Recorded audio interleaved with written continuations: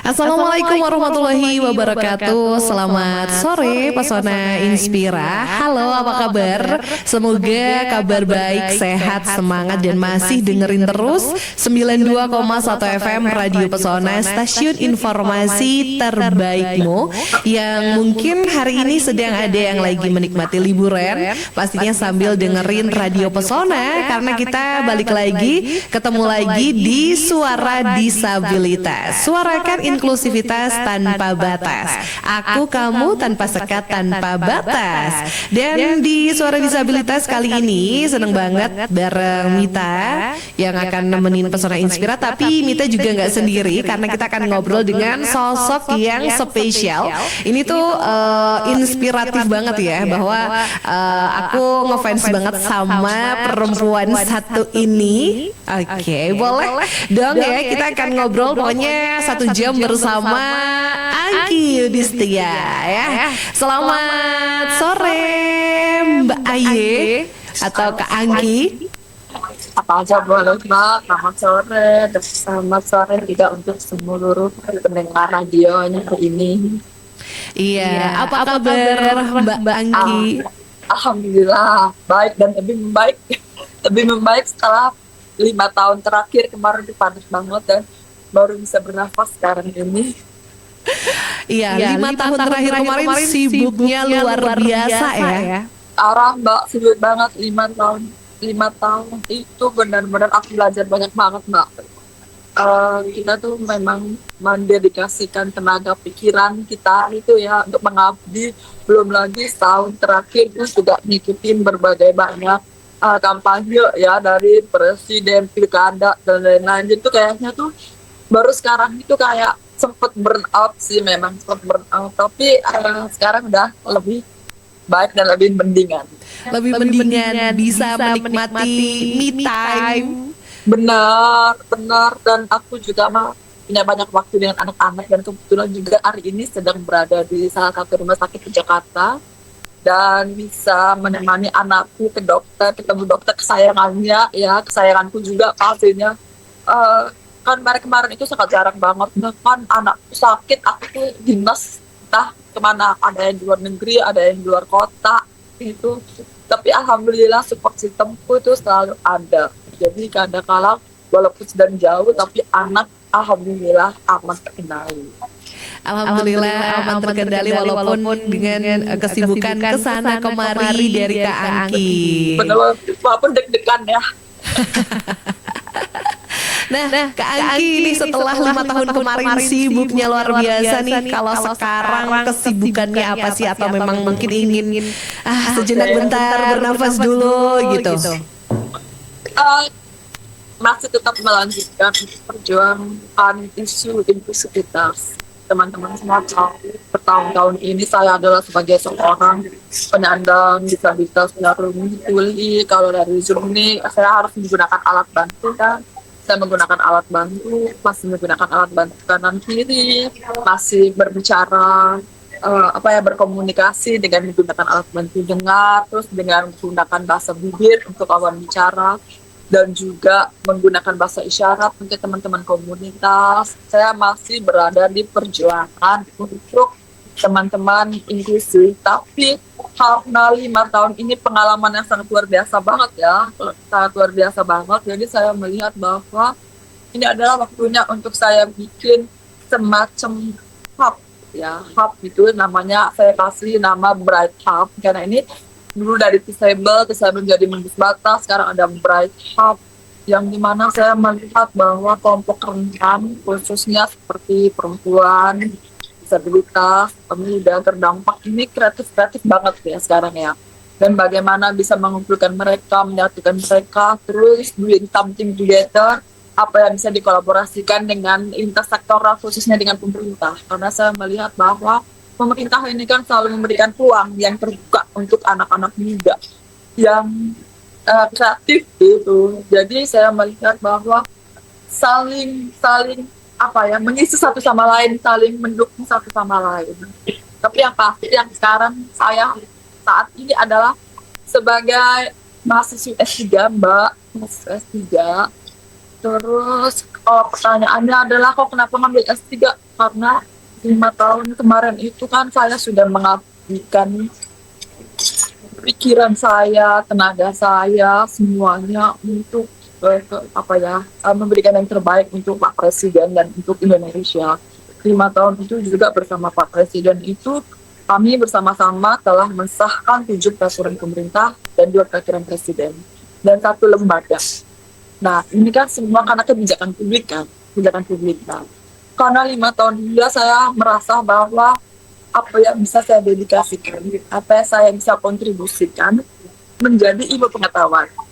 Nah, dan setahun ini saya berada di kelas dan banyak belajar tentang teori, banyak belajar tentang jurnal-jurnal. Jadi ngerasa nyala otakku gitu ya. Banyak banget ya harus pelajari dan sekarang tuh nextnya tuh lagi mempersiapkan untuk disertasi. Nah, disertasinya itu seperti apa? Nanti saya juga gak sabar karena itu akan menjadi ilmu pengetahuan yang bagaimana sih proses pemerintah dan penyandang disabilitas itu bisa bersinergi bersama dan bagaimana konsep untuk komunikasi. Kan orang menganggap disabilitas itu apa gitu ya, minority. Terus pemerintah juga kayaknya jauh banget gitu gapnya, tapi bisa.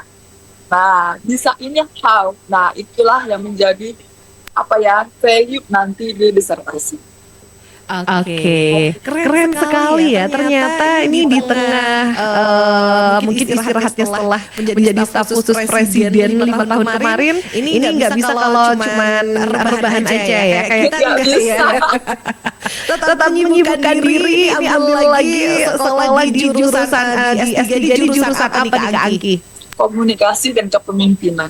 Wih, keren. Komunikasi dan kepemimpinan karena sebenarnya disabilitas juga bisa berkomunikasi. Jangan anggap bahwa tadi yang Kak Anggi bilang nih jadi minority terus bisa ngapa-ngapain, bahwa sebenarnya disabilitas juga punya kelebihan tersendiri gitu ya Kak Anggi ya.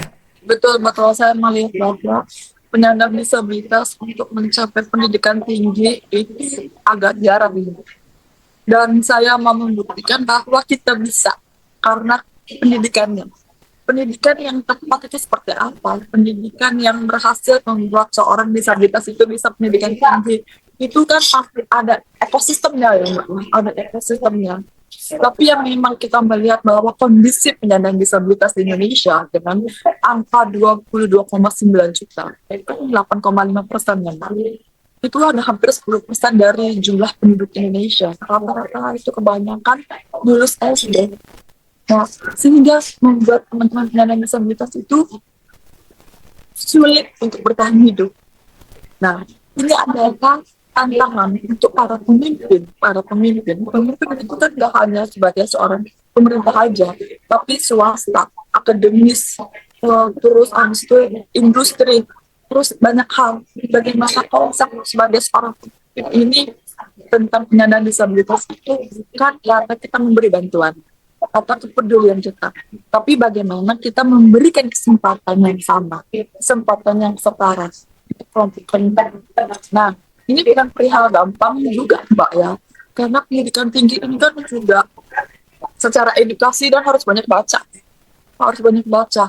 S3 itu bukan pendidikan main-main juga gitu kan, susah banget.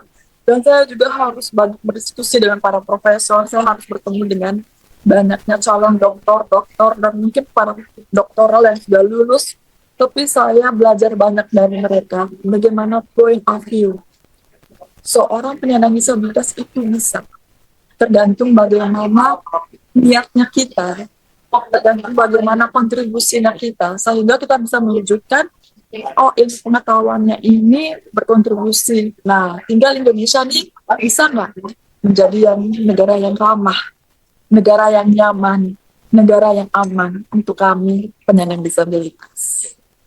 Oke, ternyata memang ya selain tadi Kak Angki sedang menempuh pendidikan lagi kuliah di S3, ini juga tadi kan masih tetap semangat menggencarkan isu-isu inklusivitas gitu ya.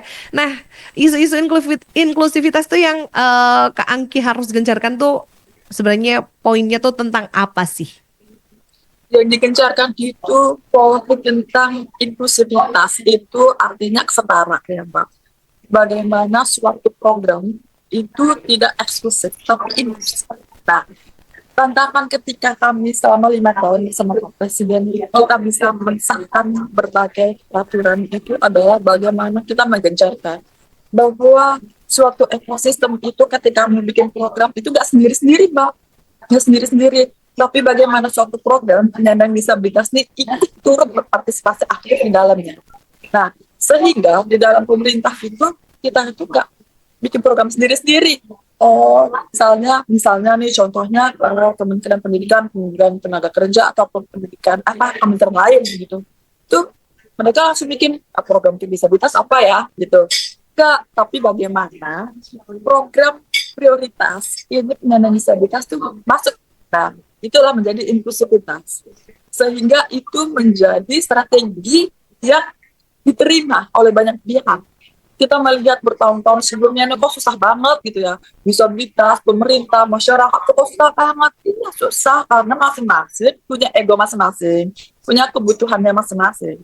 Tinggal bagaimana kita lapang dada, kita mentoleransi, kita bersinergi, dan itu akhirnya masuk. Nah, makanya akhirnya isu inklusivitasnya diterima.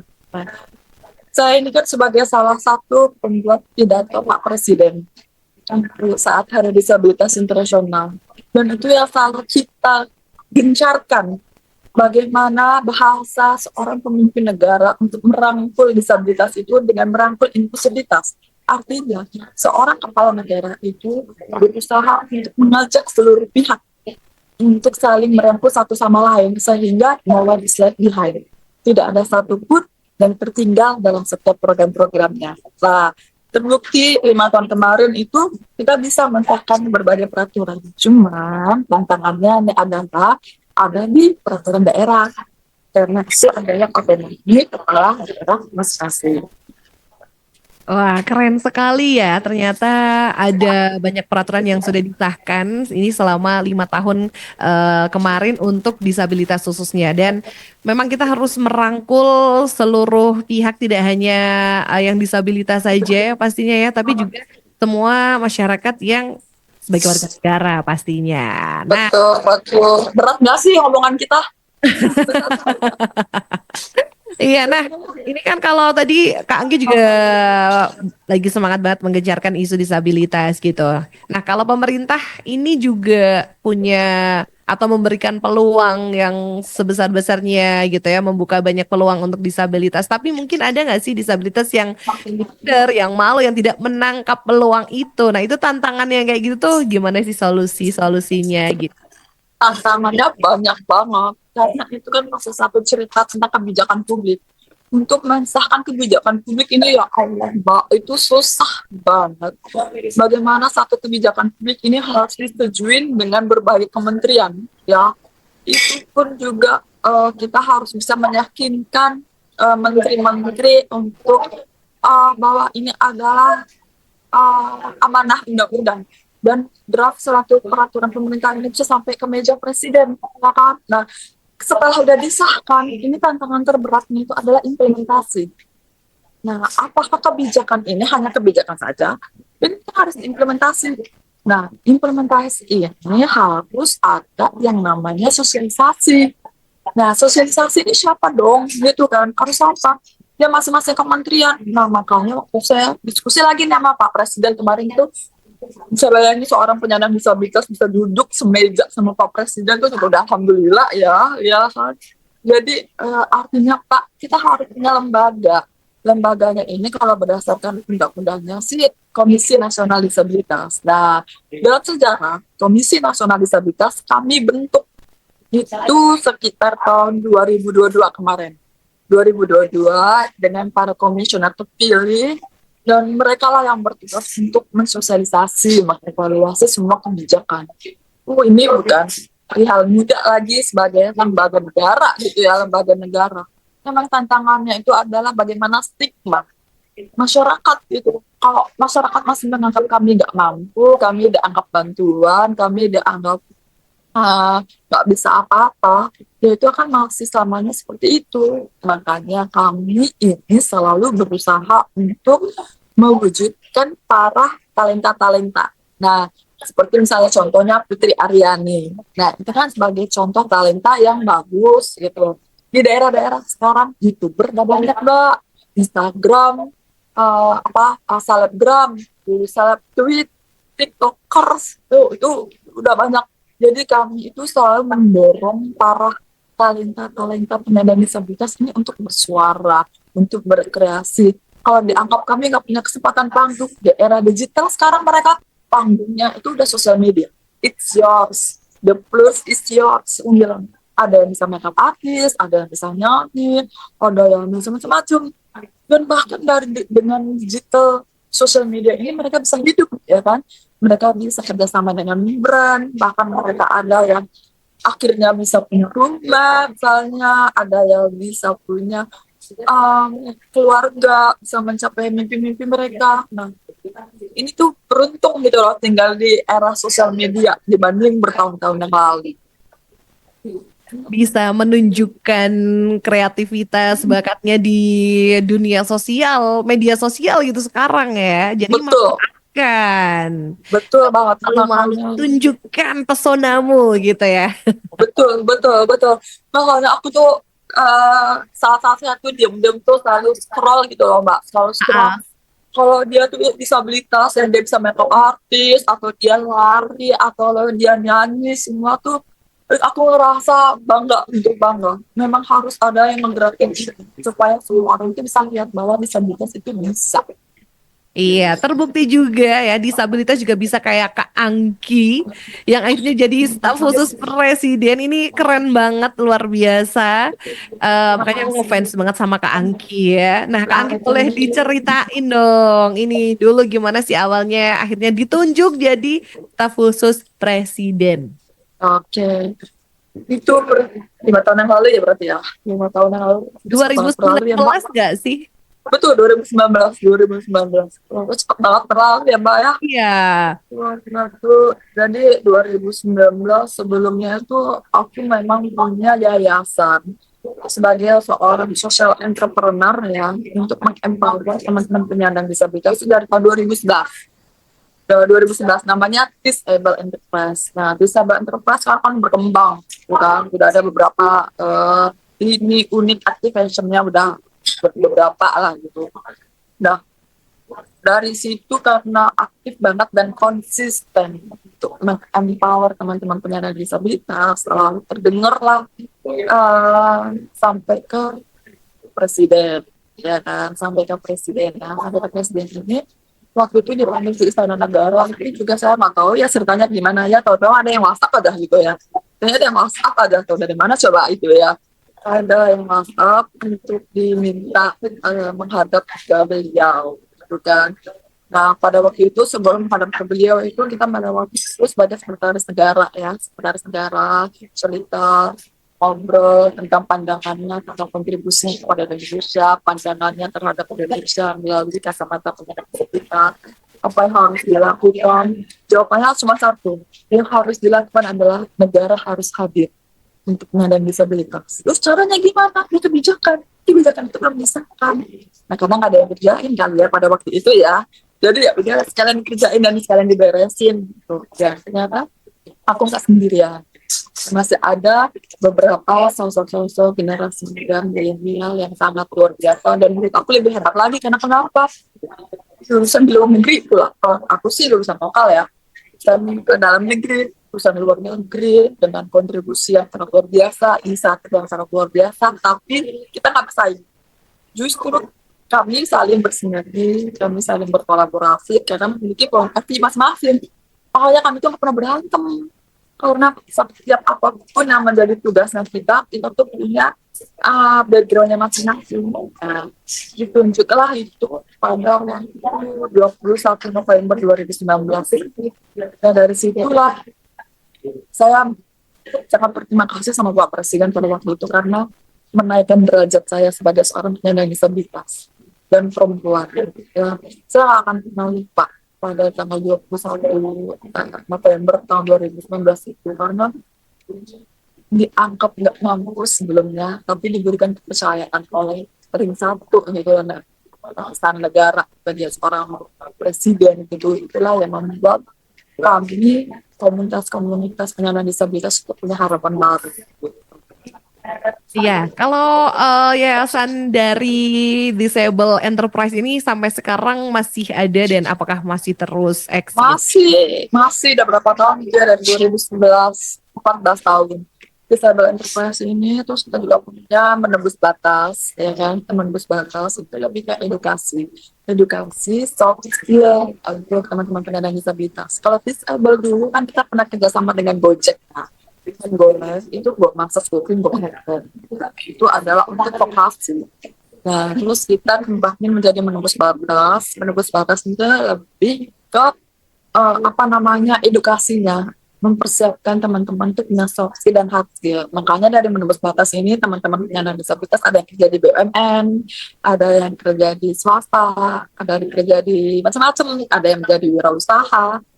Dan sekarang saya lagi mendorong menembus batas ini untuk bisa menjadi sebuah lembaga sertifikasi. Dan itu kita sedang proses. Dan harapannya adalah teman-teman penyandang disabilitas ini punya sertifikasi secara vokasi kemampuan mereka sehingga mereka itu bisa kerja di mana aja.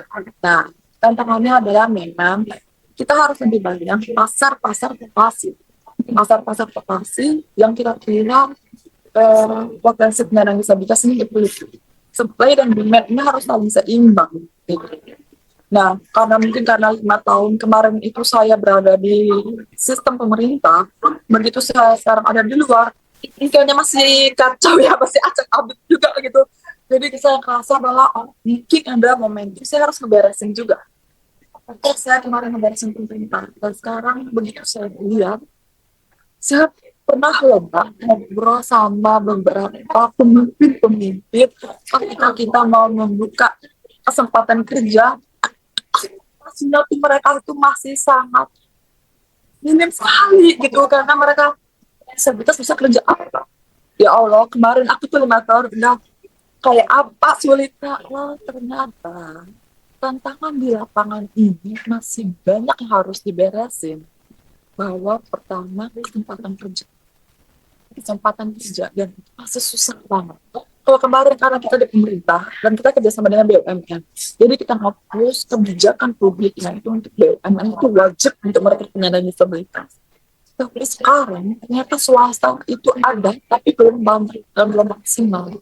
Nah, jadi ya mungkin ini adalah momentum saya harus keberesin juga. Ya, denger sih. Aku pribadi seneng denger cerita kalau ada beberapa teman-teman penyandang disabilitas yang kerja di BUMN dan lain sebagainya gitu. Bahkan CPNS nih di Wonosobo nih pernah juga kasih alokasi khusus untuk penyandang disabilitas formasi ya mungkin satu dua ada gitu ya. Tapi yang bikin aku sedih nih gini nih Kak Angki, ada beberapa lowongan kerja di Wonosobo atau mungkin di beberapa daerah itu masih menggunakan syarat dan kualifikasi harus sehat jasmani dan Dan rohani. nah itu gimana ya? Bisa menghilangkannya kayak gitu biar ya penyandang disabilitas punya kesempatan yang sama juga gitu. Iya sih.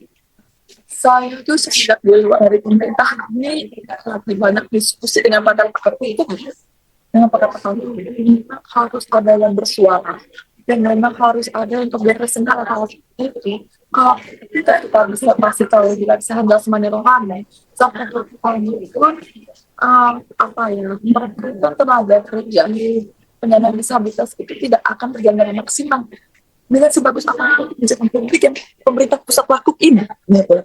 Pemerintah pusat udah paling maksimal. Nah, tantangannya itu adalah di daerah, Mbak. Jadi, jujur saya mengakui bahwa di daerah ini adalah otonomi kepala daerah. Jadi, akhir-akhir ini saya belajar ilmu politik juga, bahwa bagaimana tata negara kita, tata kelola kita, bahwa kita punya representatif partai politik di baik jadi RI maupun DPRD, dan ini ada salah untuk bagaimana kita bisa mendorong mereka juga. bahwa karena kebijakan publik ini tidak hanya sebagai tanggung jawab pemerintah pusat, tapi bagaimana pemerintah daerah juga. Nah, kayaknya sama-sama belajar ya. Saya juga masih belajar juga. Saya juga bagaimana bersuara juga. Dan harapan saya tidak berhenti sampai sini. Saya nggak padam sampai sini karena kenapa? Saya melihat bahwa generasi kita, khususnya kan kita dari Borsa, terus milenial, terus habis itu eh, Gen Z dan Alpha. Saya melihat bahwa perjalanan ini masih panjang dan tidak akan pernah selesai. Mimpi seorang Gen Z, mimpi seorang Gen Alpha itu pasti panjang. Jangan sampai kita tidak menentukan apapun di era sekarang ini, sehingga Gen Z dan Alpha itu tidak bisa menggabung mimpinya. Nah, makanya sekarang eranya sinergi, eranya inklusivitas untuk bisa mengubah dan menyiapkan ekosistem, mempersiapkan talent potensial untuk mereka bisa menggapai itu. Pokoknya kita harus kasih banyak peluang untuk mereka bisa menggapai mimpi-mimpi mereka. Betul, dan saya nggak bisa kerja sendirian, Pak. Dari mohon bantuannya, mohon dukungannya juga. Iya, pastinya ini semua pihak harus bersinergi gitu ya, Kak Angki. Setuju. Nah, ini kalau ngomongin soal Kak Angki nih yang punya kepercayaan diri luar biasa, bahkan katanya ini dulu sempat jadi abang none juga gitu kan. Nah, bisa diceritain dulu nggak sih awal mula Kak Angki nih akhirnya kok bisa nih tahu ternyata disabilitas tunarungu gitu atau mungkin tuli gitu ya, kita biasa menyapa teman tuli gitu. Oke, jadi saya tuh sebenarnya nggak dari lahir, tapi dari usia 10 tahun. Karena demam tinggi dan juga demam tinggi itu karena malaria. Kan malaria, jadi itu antibiotik. Nah, jadi ini masih nggak tahu apakah syaratnya ini karena antibiotiknya atau karena demam tingginya. Tapi rata-rata demam tinggi juga ngaruh gitu kan. Terus antibiotiknya juga ngaruh. Jadi umur 10 tahun. 10 tahun itu kan artinya SD ya, jalan remaja. Memang sebelumnya udah sempat mendengar. Tapi yang paling crucial yang menjadi attention itu adalah mental block. Mental block. Mental block sebagai seorang perempuan, berkebutuhan khusus, usia remaja, itu kan sesuatu perkara mudah. Itu bagaimana mental block yang menganggap bahwa kita menjadi insecure, insecure bahasa Gen Z gitu ya, insecure gitu kan. Bagaimana insecure? Nah, anak saya tumbuh dari keluarga yang tidak menyembunyikan saya di rumah, tapi justru saya harus keluar dari rumah. Dan saya justru harus belajar lebih banyak dan saya harus berteman dengan banyak orang. Sehingga tumbuh kepercayaan diri bahwa saya nggak merasa sendirian. Saya berada di lingkungan yang tidak toksik. Saya berada di lingkungan saling mendukung satu sama lain. Tapi memang cita-cita seorang ibu atau seorang bapak yang memiliki anak berkebutuhan khusus itu pasti sama, yaitu anak berkebutuhan khusus itu mandiri. Nah, tapi ini tergantung dari ragam penyandang disabilitas itu sendiri ya, karena ragam penyandang disabilitas saya nggak bisa dengar, tapi at least saya juga bisa melihat, gitu. Saya melihat. Jadi orang tua saya pun mengajarkan saya itu untuk bisa survive. Survive itu adalah saya harus bisa mengurus diri saya sendiri dulu, mengurus diri saya sendiri dulu. Dan saya tahu harus ngapain dulu gitu. Ya, karena kita nggak pernah tahu ke depannya seperti apa dan bisa bertahan hidup seperti apa. Jadi saya tuh benar-benar diajarin untuk bisa semua sendiri, ngurus diri sendiri, kemana-mana, ke sekolah naik sendiri, naik angkot, nggak pernah diangker gitu ya. Kuliah pun juga keluar kota, naik kereta gitu, mau naik kereta, mau naik bis itu harus dipaksa sendiri. Memang sulit karena kan kita harus berhadapan dengan orang-orang yang nggak semua orang itu baik sama kita. Kita akan ketemu orang yang jahat, kita akan ketemu sama orang yang belum, kita akan ketemu orang yang licik juga. Tapi selalu ada orang baik. Dan tinggal gimana kita bisa membaca karakter orang. Oh, orang ini baik, orang ini jahat. Dan itu soft skill bertahan hidup juga kita miliki. Kalau misalkan orang ini baik, ya insya Allah kita saling bantu satu sama lain. ya kan. Nah, saya percaya bahwa saya itu didekatkan dengan orang-orang yang baik. Makanya doa itu jangan pernah lepas. Doa seorang ibu dan doa kita sendiri itu jangan pernah lepas. Jauhkan orang-orang yang jahat, dekatkan orang-orang yang baik. Makanya saya berusaha untuk berada di lingkungan yang orang itu yang baik dan saling hidup satu sama lain. Jadi itulah membuat saya sukses sekarang. Ih, keren ya. Ternyata memang kita juga butuh support system, butuh circle yang baik juga. Betul, betul. Jadi support system itu jangan hidup, support system itu dibentuk, dia diciptakan sama kita. Kita tahu kebutuhan kita apa, kebutuhan kita apa. Nah, sehingga kita bisa membentuk ekosistem itu. Nah, karena support system ini juga kalau ada dari yang paling terdekat dulu aja. Iya, bahkan nih dulu harus naik angkot sendiri, harus naik bis, naik kereta. Itu sebenarnya awalnya mungkin susah, tapi harus gitu. Orang tua Harus, mengajarkan mandiri, harus, survive di harus. dunia luar sana gitu ya. Harus naik pesawat sendiri. Dulu kan informasi dengar nggak ada. Ya kan, ketinggalan pesawat pernah, ketinggalan kereta sering, ketinggalan bis apalagi. Ya, tapi kan akan ada kesempatan lainnya. Kalau kita ketinggalan, bukan berarti kita nggak bisa berangkat. Kita harus cari tiket lagi. Biasanya seperti itu akhirnya jadi pelajaran dan pengalaman untuk Betul, kita. Jangan jadi down gitu ya Kak Angki ya. betul. Apalagi dampak utama untuk bertahan hidup ini adalah literasi keuangan. Literasi. Kebanyakan orang-orang merasa bahwa kita nggak tahu apa yang aku ingin. Misalnya contoh, oke kalau kita naik kereta, oh kita naik kereta, kita ketinggalan kereta. Memang kita harus tahu uang yang kita punya. Nah, kalau misalkan kita beli kereta, kita ketinggalan kereta, kita harus memikirkan uang kita cukup nggak ya untuk beli kereta baru. Kalau nggak cukup, kita harus naik apa? Apakah ada yang lebih murah lagi gitu dengan mobil yang lebih murah? Nah, kita harus berpikir bagaimana literasi keuangan. Pokoknya ini hidup mengajarkan kita banyak hal gitu. Dan seru Betul. sekali nih obrolan kita bersama Angki Yudhistia. Luar biasa memang bener-bener inspiratif dan pesona inspira. Yang mau gabung silahkan ditunggu di 0823 untuk yang pengen tanya-tanya ngobrol bareng sama Kak Angki ditunggu. Untuk interaktifnya kita masih akan ngobrol bareng Kak Angki sampai di jam 4 sore nanti. Tapi kita harus break dulu sejenak. Kita akan kembali lagi sesaat lagi. Jadi pastikan tetap di Suara Disabilitas, suarakan inklusivitas tanpa batas. 92,1 FM Radio Pesona, stasiun informasi terbaikmu. Tetap di Radio Pesona ya, karena kita akan kembali sesaat lagi.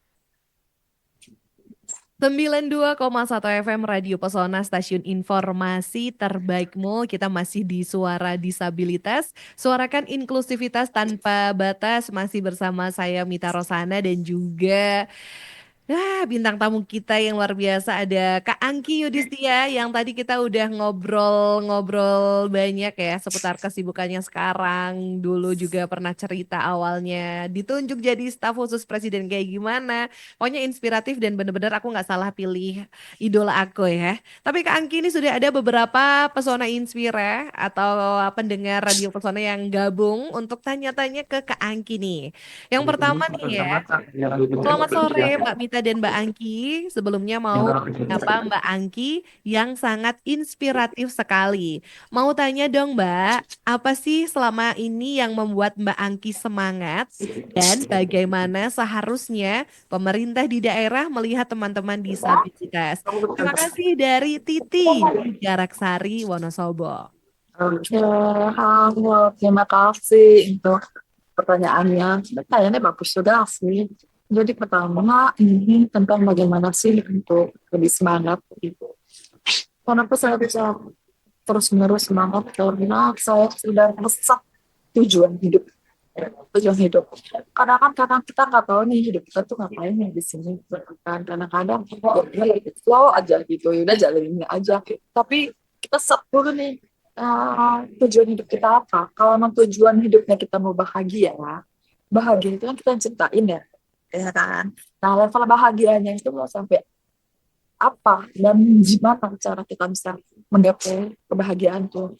Bahagia versi saya ini adalah bagaimana saya bisa eh, apa ya, memberikan kontribusi gitu loh, mengempower lain bahwa hidup ini kan cuma satu kali, tinggal gimana kita make it work gitu loh, layak nggak hidup kita gitu.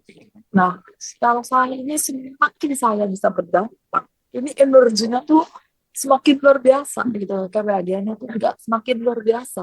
Jadi yang membuat saya terus menerus mencari dan menciptakan kebahagiaan itu, karena semakin orang yang ngerasain manfaat dari apa yang sudah kita inisiasikan, dari orang-orang yang juga merasa tenang dengan setiap apa yang sudah kita lakukan, itu rasanya kita tuh memberikan manfaat buat orang lain. Nah, sebaik-baiknya manusia adalah manusia yang bermanfaat untuk orang lain. Itu akhirnya itulah yang membuat saya sampai sekarang. Tapi kalau memang di satu titik kita ngerasa capek dan merasa kita lelah, please never give up. Jangan pernah nyerah. Boleh istirahat, itu boleh stop dulu, tapi bukan berarti kita nyerah gitu aja gitu. Tinggal kita terus meng-empower diri kita juga, jangan pernah lupa untuk meng-empower diri juga, karena semakin kita memberikan dampak buat orang lain, dan jangan pernah lupa untuk mendengarkan kebutuhan diri kita juga.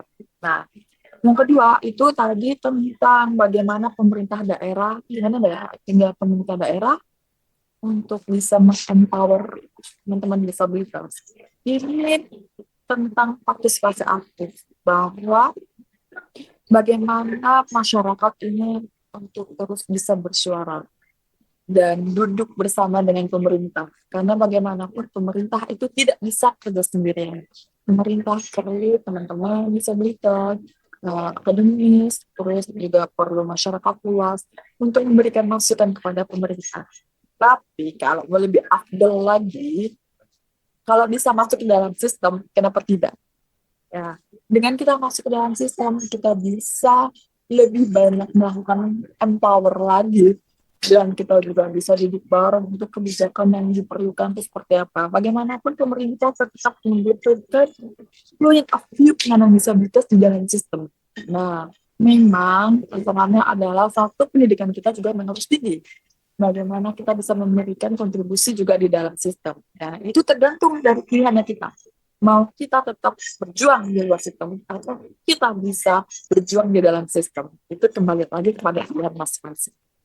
Oke, nah sebagai ini terjawab pertanyaannya dari Titi di Jarak Sari ya. Dan ada lagi nih yang sudah gabung. Indri di Sojokerto mau tanya, Mbak Angki, aku malu. Sampean luar biasa. Ya ampun, terima kasih banyak. Kita semua sama-sama luar biasa. Iya, sementara aku dikit-dikit mengeluh. Kasih motivasi dong buat saya. Nah, ini biasanya kan Kak Angki juga ada selalu ada kata-kata. Kata Angki. Ya, kata Angki hari ini apa nih? Ya, kata Angki, enggak lagi. Kemarin itu sempat aku ke Jogja ya, ada yang merangkum kata Angki, benar juga ya kalau kata Angki. Jadi ada rangkuman-rangkumannya, kalau kita buka rangkumannya, oke. Ini pilih-pilih ya, ini pilih-pilih mau rangkumannya yang seperti Ah, apa. Itu pertama, kita perlu kerja keras, kita perlu kerja lebih ekstra, karena rezeki itu harus dijemput, bukan dituntut. Ya. wih.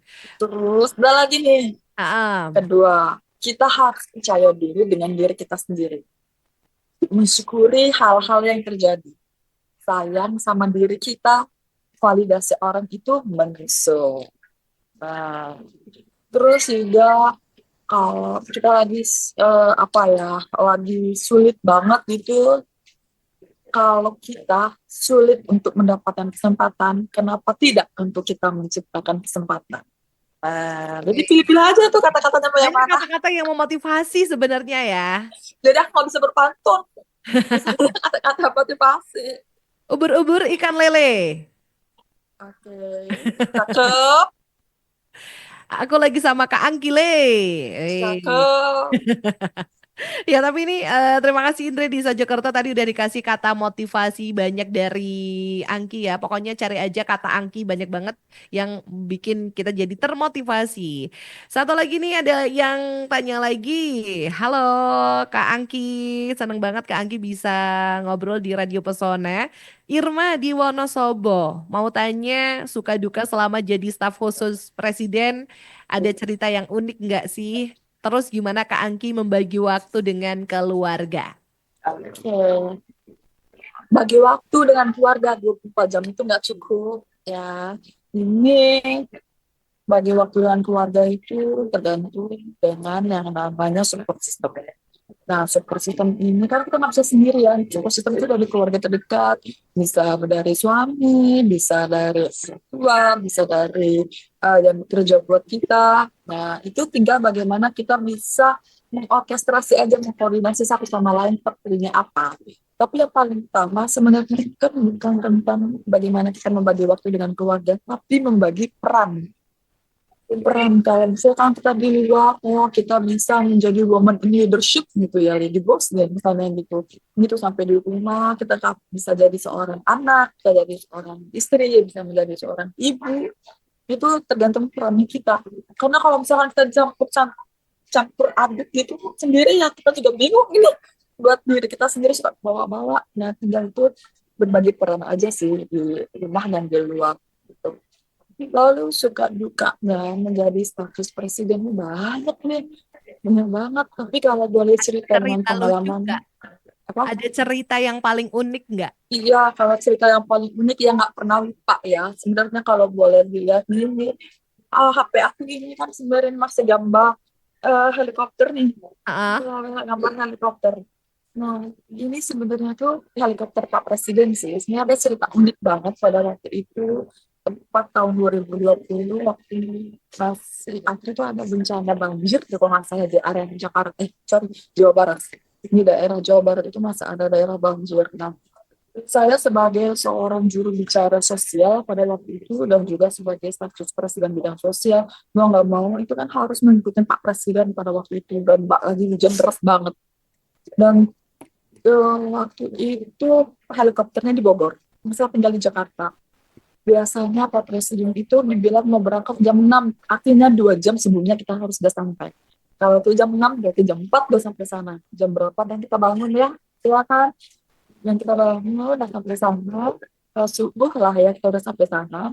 Terus abis itu kita naik helikopter, kita udah mau pertama kali itu saya naik helikopter negara ya kan, ya naik helikopter gitu kan, dikirain kita naik helikopter keren banget ya, padahal di dalam helikopter itu saya ingat banget, dan kita harus bawa berbagai bantuan sosial untuk yang terdampak karena di waktu itu di daerah Jawa Barat itu tempatnya itu jembatannya itu putus, jadi nggak ada yang bisa ke sana. Akhirnya kita bisa naik helikopter. Nah, secara protokol helikopter itu tiga, dua atas, satu punya Pak Presiden.